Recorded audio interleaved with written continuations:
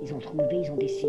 Mais attendez, pas si vite. D'abord, vous connaissez ma devise. J'ai rien à dire, mais je réponds à des questions. Évidemment, c'est ce que j'ai cherché, c'était mon but. Créer un style, il n'y en avait plus.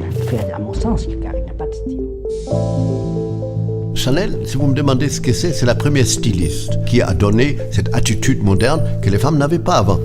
Elle n'était pas une simple boutiquière. Elle avait un look, un style, et ça devait être plus rigolo avec elle qu'avec les autres.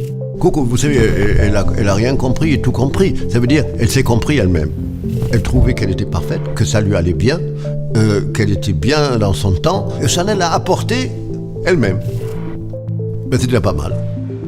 Chanel a laissé un style, une chose qu'on peut identifier à la seconde, qui est à la fois intemporelle, mais qui doit être à la mode. Son style, c'est le style d'une autre époque, mais qui a survécu et qui a su s'adapter à la modernité de toutes les décades successives. La mode, c'est en avant, c'est pas en arrière, on ne recule pas.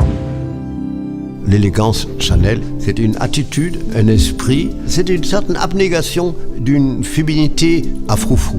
Je suis le premier à reconnaître qu'elle a inventé quelque chose, le fameux tailleur Chanel, l'équivalent du costume d'homme à deux boutons, et que ça a déclenché une espèce d'avalanche de mode, il n'y a pas d'autre mot, que tout le monde a copié, refait, et que les gens continuent à copier d'une façon incroyable.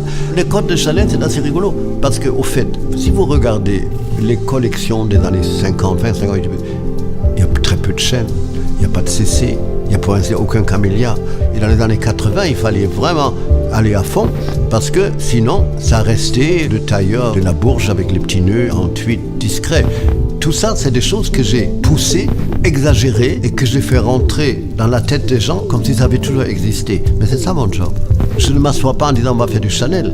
À vrai dire, je suis arrivé à un point où je l'ai fait inconsciemment. Je ne peux pas vous donner une recette parce qu'il n'y a pas de recette. Quand on achète un produit Chanel, on achète une idée plus ou moins inconsciente suivant les connaissances que vous avez de cette histoire.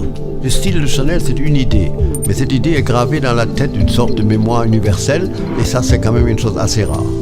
C'est une légende visualisable. C'est un phénomène cosmopolite. C'est la mondialisation avant la mondialisation. Et c'est ça le génie.